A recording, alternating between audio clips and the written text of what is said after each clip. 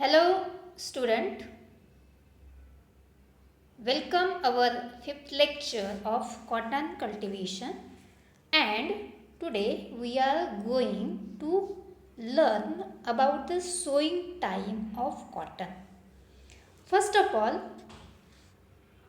the rain-fed cotton crop. The sowing time of rain-fed cotton crop is June to first week of July. That is called as a Kharif season. That is called as a Kharif season. June to first week of July, rain-fed cotton or rain-fed cotton. Then irrigated cotton crop. In irrigated cotton crop, there are different region in Maharashtra, and according to that region, the sowing time is different. First is a Deccan region. Deccan region याला मराठीमध्ये दख्खनचे पठार असं सुद्धा आपण म्हणतो. म्हणजे महाराष्ट्राचा काही भाग, महाराष्ट्रामधील काही जिल्हे जसं बीड असेल, नांदेड असेल, तर हे जिल्हे यामध्ये येतात डेक्कन रिजन. यामध्ये ज्यावेळेस आपण कॉटनची लागवड करतो, कॉटनची सोईंग करतो, तर तो टायमिंग काय आहे, तो आहे March end too early April.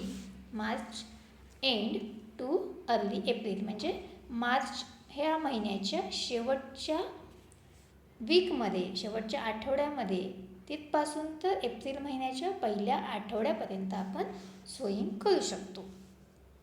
त्याच्यानंतर सेकंड दिलेलं आहे in case of the Marathwada region, the sowing time is first week of May. म्हणजे मे महिन्याचा पहिला आठवडा मराठवाडा रिजनमध्ये या दरम्यान सोईंग केले जाते. आणि in case of the Vidarbha region, the sowing time is 15 to 38 May. म्हणजे हा 15 दिवसाचा जो कालावधी आहे मे महिन्यातला, 15 मेपासून तर 30 मेपर्यंत, या दरम्यान आपण विदर्भ रिजनमध्ये कॉटनची सोईंग ही करू शकतो. ठीक आहे. म्हणजे एकूण रेनफेड जर कॉटन असेल तर नो डाऊट त्यामध्ये जून ते जुलै हे महिने येतात. जनरली या ठिकाणी दिलेलं आहे जून टू फर्स्ट वीक ऑफ जुलै असं न लिहिता जून जुलै असं सुद्धा आपण लिहू शकतो. इरिगेटेड कॉटन क्रॉपमध्ये मात्र 3 रिजन दिलेले आहेत आणि त्या 3 रिजननुसार आपल्याला सोईंग टाईम दिलेला आहे. परत एकदा आपण बघूया. Deccan region March end to April, early April. Marathwada region first week of May. Vidarbha region 15 to 38 May. तर हा एकंदरीत सोईंग टाईम कॉटनशी रिलेटेड आपण इथं घेतलेला आहे ह्या स्लाईडमध्ये. यानंतर पुढचा जो पॉईंट्स आहे तो आपण बघूया सोईंग मेथड्स ऑफ कॉटन. एकूण 3 प्रकारे किंवा 3 पद्धतीने आपण कॉटन म्हणजेच कापूस या पिकाची पेरणी करतोय. यामध्ये पहिली मेथड आहे ही आहे ड्रिलिंग मेथड. म्हणजे यंत्राच्या सहाय्याने, अवजाराच्या सहाय्याने आपण त्याच्यामध्ये ट्रॅडिशनल जे अवजार आहे, ट्रॅडिशनल जे पेरणी यंत्र आहे त्याचासुद्धा वापर करू शकतो किंवा अलीकडे ट्रॅक्टरच्या सहाय्याने सुद्धा पेरणी केलेली जाते. ड्रिलिंग मेथड पेरणी पद्धत. डिबलिंग असेल तर डिबलिंग मेथड सेकंड दिलेली आहे. डिबलिंग मेथड म्हणजे मराठीमध्ये आपण त्याला टोकन पद्धत म्हणतो. जसं मक्याची वगैरे आपण लागवड करतो, टोकन पद्धत. आणि तिसरी जी आहे ती आहे ट्रान्सप्लांटिंग मेथड. ट्रान्सप्लांटिंग मेथड म्हणजेच काय, तर एका ठिकाणी आपण रोपं तयार करायची आहे, नंतर ती रोपं काही हाईटपर्यंत त्याची वाढ झाल्यानंतर मुख्य शेतामध्ये, मेन फील्डमध्ये ती ट्रान्सफर आपल्याला करायची आहे. त्याला आपण ट्रान्सप्लांटिंग मेथड असं म्हणतो. म्हणजे एकूण 3 मेथड या ठिकाणी आपण सांगितलेले आहे. ड्रिलिंग मेथड, डिबलिंग मेथड आणि ट्रान्सप्लांटिंग मेथड. यामधली आपण पहिली मेथड पाहणार आहोत, drilling method of cotton sowing. पहिला पॉईंट दिलेला आहे, generally drilling method is used for sowing desi varieties and rainfed crop of cotton. म्हणजे ही जी ड्रिलिंग मेथड्स आहे, ही ड्रिलिंग मेथड आपण कुठल्या व्हरायटीसाठी सोईंग करतो, तर ती आहे देसी व्हरायटी कॉटनच्या, ज्या देसी व्हरायटीज आहे. आणि रेनफेड कॉटन म्हणजे जून ते जुलै या दरम्यान किंवा खरीप कॉटन म्हणू शकतो आपण. तर या दरम्यान ज्यावेळेस लागवड करतो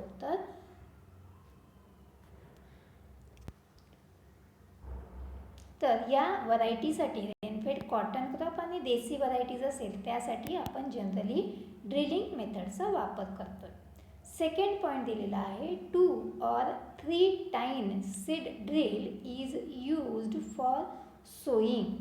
2 or 3 times. आता ड्रिलिंग मेथडसाठी ज्यावेळेस आपण सोईंग करतो कॉटनची तर यामध्ये जे काही अवजार वापरतो, ड्रिलिंग मशीन वापरतो, तर याच्यामध्ये पारंपरिक ड्रिलिंग मशीन पण आहे आणि ट्रॅक्टरच्या सहाय्याने पेरणी करणारी सुद्धा ड्रिलिंग मशीन आहे.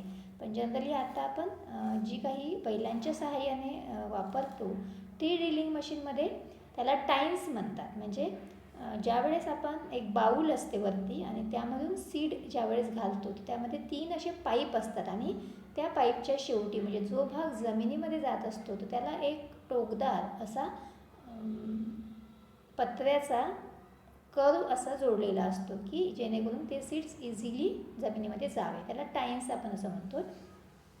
तर यामध्ये 2 किंवा 3 टाईम्स त्या सीड ड्रिलला असतात आणि त्याच्यात अशा प्रकारची सीड ड्रिल आपण कॉटनची सोईंग करण्यासाठी वापरतो. तिसरा पॉईंट दिलेला आहे the seed is sown shallow to a depth of 2 centimetre. म्हणजे ज्यावेळेस आपण सोईंग करतो कॉटनची त्यावेळेस ती जी बियाणे आहे ती जमिनीमध्ये जवळपास 2 सेंटीमीटर त्याची डेप्थ किंवा त्याची खोली त्यावेळेस पेरणी करताना ठेवत असतो. चौथा पॉईंट दिलेला आहे after the drilling the seed is covered by operating the inverted harrow or bushy plant. तर आपण ज्यावेळेस ड्रिलिंग करतो तर ड्रिलिंग करताना किंवा झाल्यानंतर सीड ओपन राहू शकतात तर ते आपल्याला सीड कव्हर करायचे आहेत आणि ते सीड्स कव्हर करण्यासाठी आपण इन्व्हर्टेड हॅरो वापरतो. म्हणजे त्याच्यावरती लाईट वेट इन्व्हर्टेड हॅरो जो असतो तो आपण त्याच्यावरती कव्हर करतो. म्हणजे ती माती त्या बियाण्याला कव्हर करते किंवा बियाणे ते झाकले जातात. किंवा ते जर नसेल आपल्याकडे तर एक बुशी प्लॅन्ट म्हणजे एखादं झुडूप जरी आपण ते सोईंग मशीनच्या मागे जर आपण ते सोईंग केल्यानंतर जरी फिरवलं तरीसुद्धा ते सीड कव्हर होऊ शकतात. तर अशा प्रकारे ड्रिलिंग मेथड या ठिकाणी आपण सांगितलेली आहे. देसी व्हरायटीज किंवा रेनफेड कॉटन जी आपण सोईंग करतो जे सीड ड्रिल आहे त्याला 2 किंवा 3 टाईम्स असतात. त्याच्यानंतर जे सीड्स आहे त्याची डेप्थ जवळपास 2 सेंटीमीटर इतकी असते. ह्या महत्त्वाच्या गोष्टी या ठिकाणी आपल्याला लक्षात ठेवायच्या आहेत. यानंतर दुसरं जे दिलेलं आहे मेथड ती आहे ड्राय सोईंग. याला धूळ पेरणी असं सुद्धा म्हटलं जाते आणि याच्यावरती शॉर्ट नोट्स आपल्याला येऊ शकते. धूळ पेरणी यामध्ये बघा काय दिलेलं आहे sometimes the farmer sow the seed in dry soil before the onset of monsoon in order to catch the full monsoon season known as a धूळ पेरणी. बघा धूळ पेरणी म्हणजे काय तर काही वेळेस फार्मर जी आहे तर ड्राय सॉईलमध्येच म्हणजे पाऊस पडण्याच्या आधीच त्या जमिनीमध्ये सोईंग करतात किंवा पेरणी करतात. कशासाठी पेरणी करतात तर just before the onset of monsoon म्हणजे आता पाऊस येणारच आहे ह्या अंदाजाने ती पेरणी केली जाते.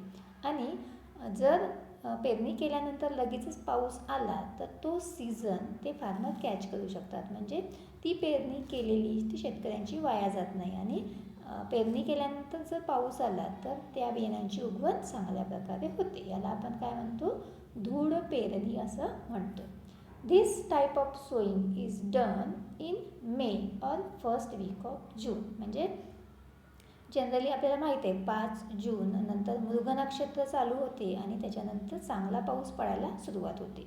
मग आपल्याला कापूस या पिकाची पेरणी तो सीझन कॅच करण्यासाठी करायची असेल तर आपण सोईंग कधी करायची आहे in May. Sowing is done in May किंवा मग मे महिन्यामध्ये झालेली नसेल शेवटी तर आपण जूनच्या पहिल्या आठवड्यामध्ये त्याची पेरणी करू शकतो. याला आपण म्हणणार ड्राय सोईंग किंवा धूळ पेरणी. याच्यानंतर दुसरी जी महत्त्वाची मेथड आहे ती आहे डिबलिंग मेथड. डिबलिंग म्हणजे टोकन पद्धतीने आपण कापूस या पिकाची लागवड करतो. यामध्ये पहिला पॉईंट दिलेला आहे, this method is used for sowing American varieties and irrigated crop of cotton. यामध्ये काय म्हटलेलं आहे, this method is used for sowing American variety. म्हणजे आपल्याला डिबलिंग मेथडचा वापर जर करायचा असेल तर त्यावेळेस आपण कुठली व्हरायटी लावणं अपेक्षित आहे त्या दरम्यान, तर आपण अमेरिकन व्हरायटीज आपण लावणं गरजेचं आहे, त्याची लागवड करणं गरजेचं आहे. And irrigated crop of cotton. आणि ज्यावेळेस आपण इरिगेटेड क्रॉप घेतो त्यावेळेस सुद्धा आपण डिबलिंग मेथडने अमेरिकन व्हरायटीसुद्धा कल्टिवेट करू शकतो. सेकंड पॉईंट दिलेला आहे, under irrigated condition 2 seeds are dibbled on the shoulder of the ridges. आता आपण याच्या आधी सुरुवातीला आपल्या दुसऱ्या किंवा तिसऱ्या लेक्चरमध्ये आपण प्रिपरेशन ऑफ लँडमध्ये बघितलेलं आहे बघा.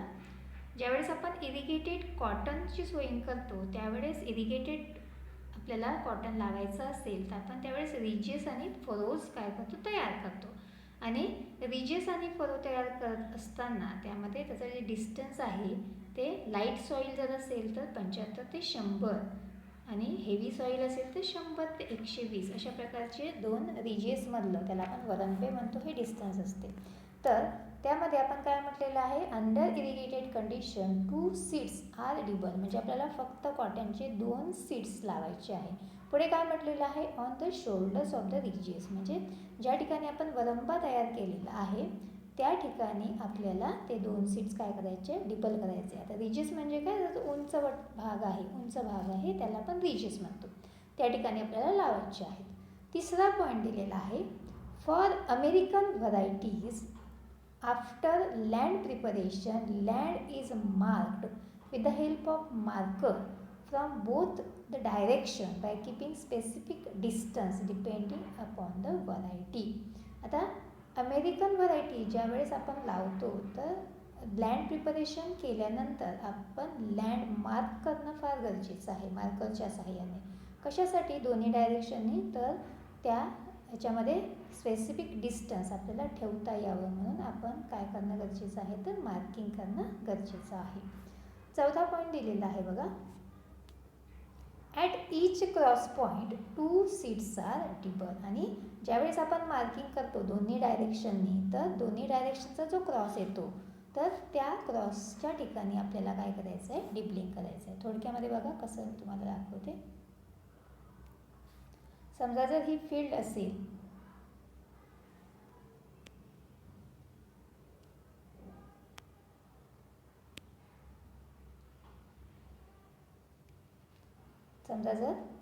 असेल या ठिकाणी आपल्याला जर कल्टिवेट करायचं आहे तर आपण आधी रिजेस फरो तयार करून घेणार आहे.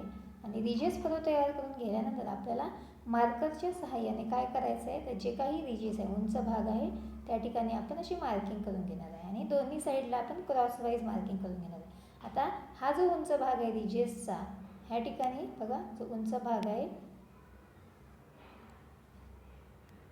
तर ह्या ठिकाणी हा क्रॉस पॉईंट असणार आहे आणि ह्या ठिकाणी आपल्याला ते सीड्स काय करायचे आहेत, लावायचे आहेत. लक्षात. तर at each cross point 2 seeds are dibble. The depth of the sowing is 5 to 6 centimetre. या ठिकाणी रिजेसमध्ये ज्यावेळेस आपण सोईंग करणार आहे सीडची तर त्याची डेप्थ किती असणार आहे, तर त्याची डेप्थ असणार आहे, यानंतर त्याची जी डेप्थ असणार आहे ती किती असणार आहे, तर ती 5 to 6 सेंटीमीटर इतकी त्याला डेप्थ ठेवायची आहे. त्याच्यानंतर पुढचा पॉईंट दिलेला आहे, this method gives uniform crop stand and फॅसिलिटेड intercultural operation from both the direction. तर अशा पद्धतीने ज्यावेळेस आपण लागवड करतो त्यामध्ये काय होते, तर युनिफॉर्म क्रॉप स्टँड म्हणजे सर्व पिकांची सारखीच वाढ होते आणि जे आपण आंतरमशागत करतो त्याला आपण इंटरकल्चरल ऑपरेशन म्हणतो, ते दोन्ही डायरेक्शनने आपण करू शकतो. This method is locally called as a चौफुली method. ह्या मेथडला काय म्हणतात लोकली, लोकल भाषेमध्ये चौफुली मेथड्स असं म्हटले जाते. तर आपण डिप्लिंग मेथड ही बघितलेली आहे. यानंतर जी तिसरी मेथड आहे ती आहे ट्रान्सप्लांटिंग मेथड.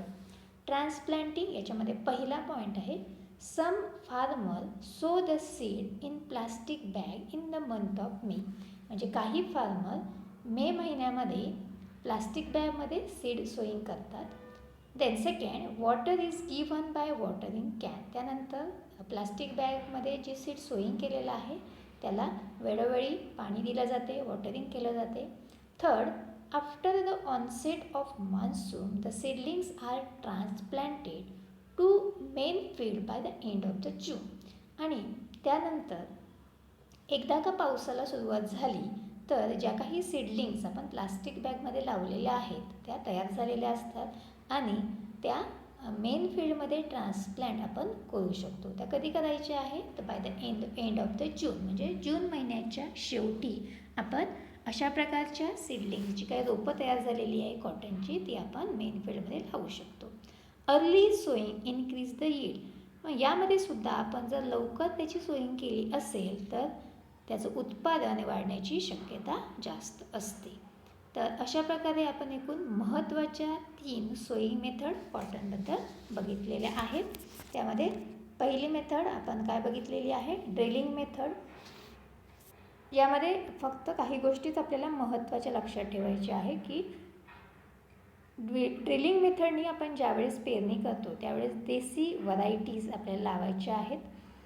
त्यानंतर सीड ड्रिल आपण वापरतो, त्याला 2 ते 3 टाईम्स असतात किंवा सीड ड्रिल वापरतो सोईंगसाठी, एवढंच लक्षात ठेवायचं आहे. त्यानंतर जी डेप्थ आहे सीड सोईंगची ती किती असणं गरजेचं आहे, 2 सेंटीमीटर असणं गरजेचं आहे. धूळ पेरणी कशाला म्हणतात तर ऑनसेट ऑफ द मान्सून, म्हणजे मान्सून यायच्या आधी ड्राय सॉईलमध्येच पेरणी केली जाते. कशासाठी तर तो मान्सून किंवा तो सीझन कॅच करण्यासाठी त्याला धूळ पेरणी असं म्हणतात. आणि ही सोईंग कधी केली जाते तर मे महिन्यामध्ये किंवा जून महिन्याच्या पहिल्या आठवड्यामध्ये. नंतर डिब्लिंग मेथडनी आपल्याला सोईंग करायची असेल तर जनरली अमेरिकन कॉटन व्हरायटीज आपण वापरतो आणि ही इरिगेटेड कंडिशनमध्येच वापरल्या जाते. रिजेसमध्ये आपण ह्या सोईंग डिब्लिंग करतो आणि आपण जमिनीला मार्क करतो, क्रॉस पॉईंट काढतो आणि प्रत्येक क्रॉस पॉईंटला सीड डिबल करतो. त्याची जी डेप्थ असणं गरजेचं आहे ती 5 ते 6 सेंटीमीटर इतकी असणं गरजेचं आहे. आणि याच मेथडला चौफुली मेथड असं सुद्धा म्हटलं जाते. नंतर ट्रान्सप्लांटिंग मेथडमध्ये प्लास्टिक बॅगमध्ये मे महिन्यामध्ये सीड सोईंग केले जातात, त्याला वॉटरिंग केलं जाते, सीडलिंग्स तयार होतात आणि ही सीडलिंग्स तयार झालेली प्लास्टिक बॅगमधील आपण जून महिन्याच्या शेवटी ही ट्रान्सप्लांट करतो मेन फील्डमध्ये. सपोज जर आपण लवकर सोईंग केली असेल तर त्यामुळे प्रोडक्शन किंवा यील्ड ही जास्त वाढण्याची शक्यता असते. ठीक आहे. तर अशा प्रकारे आपण आज किती मेथड बघितलेल्या आहेत, एकूण 4 मेथड बघितलेल्या आहेत सोईंग मेथडच्या. आणि त्याचबरोबर आपण काय बघितलेलं आहे, सोईंग टाईम. ते सुद्धा परीक्षेमध्ये विचारतात. समजा कॉटन कल्टिवेशनबद्दल आपल्याला प्रश्न आला तर सोईंग टाईम तर जनरली रेनफेड कॉटनसाठी जून जुलै असा लिहिणं अपेक्षित आहे. आणि इरिगेटेड कॉटन क्रॉप असेल तर रिजननुसार, डेक्कन रिजन असेल तर मार्च एप्रिल, मराठवाडा असेल तर मे, विदर्भ असेल तर 15 to 30 मे इथं लिहिणं अपेक्षित आहे. तर इतक्या गोष्टी आपण इथं ठेवणं गरजेचं आहे. ठीक आहे.